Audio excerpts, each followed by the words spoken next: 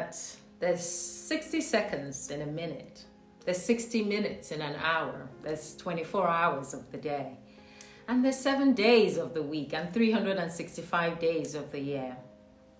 Why am I rambling on? Of course, you already knew that. But today I wanted to remind us about one that's not very popular in our minds: the number of Sundays in a year. Do you know? And why Sundays, you might ask? Well, most religions and even so-called spiritual organizations or movements, they usually set aside one day in the week, mainly Sundays, which they meet and gather to supposedly worship their Creator. So in a year, there's 52 special Sundays that we've been blessed with. But you see, these 52 Sundays are only relevant if the other 6 days in the week, that isn't a Sunday, is lived in a way that the Sunday promotes, or at least that the Sunday message that we hear and share is able to transcend to other days of the week. Which means that you can't actually separate who you are on a Sunday from who you are on a Tuesday. Think about it. You might try it, like with your attire or something. Maybe you work as a fireman, we wouldn't expect you to wear your fireman uniform on Sundays, but the nature of who you are always stays the same. A spiritual life, a day-to-day way of living, means that every single moment of your life, in the rumblings of your thoughts whilst you're sitting on your toilet seat, or that moment when you're singing out loudly in the bathroom whilst taking a shower, or that quick catch-up that you do with friends on a Friday for a hangout, or maybe whilst in your Sunday best to go and worship your Creator. There's no separation, because you, the spirit that's merely having different experiences, the nature of who you are will not change. So for me personally, as a young person growing up, I realized that it was harder trying to be something to this person on a Tuesday and then be someone else to the other person on a different day. And then on Sunday, I'm something completely different. It didn't work. It wasn't long before I had to question myself.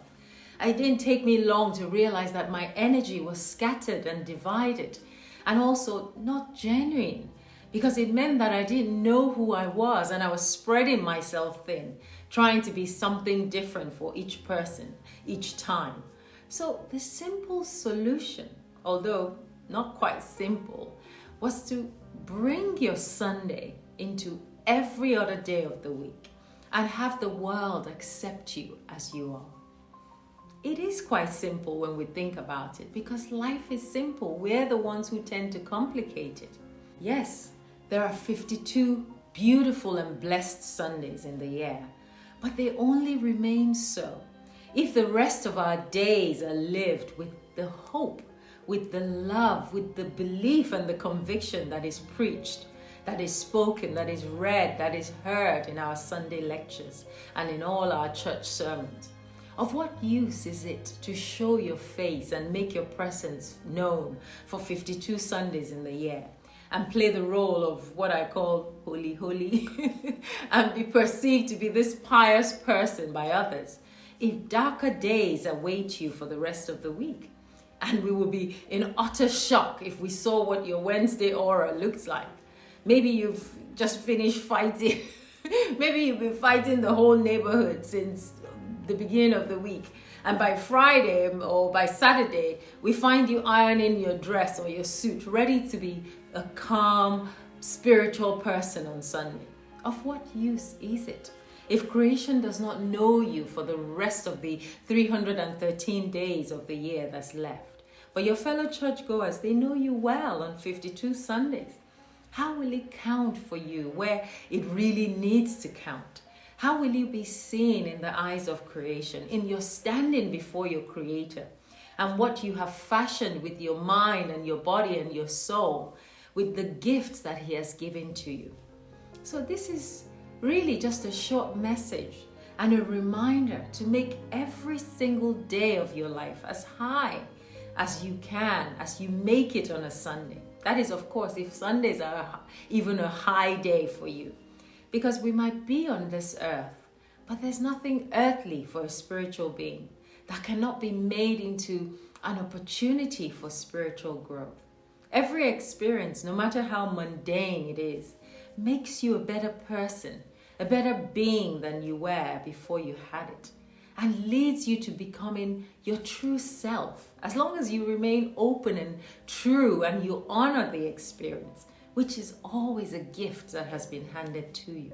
So use your 52 Sundays as a springboard each week to reset and to recalibrate, as well as to remind yourself who you want to be for the rest of the week. A lofty, conscious being capable of experiencing the joys of everyday life and growing from it. Don't wait for 52 Sundays when there are 313 more days for you to use. As the yogis say, use each day, each moment, and each experience to go to your Creator. So until next time, be kind to yourself and be gentle with others. Bye for now.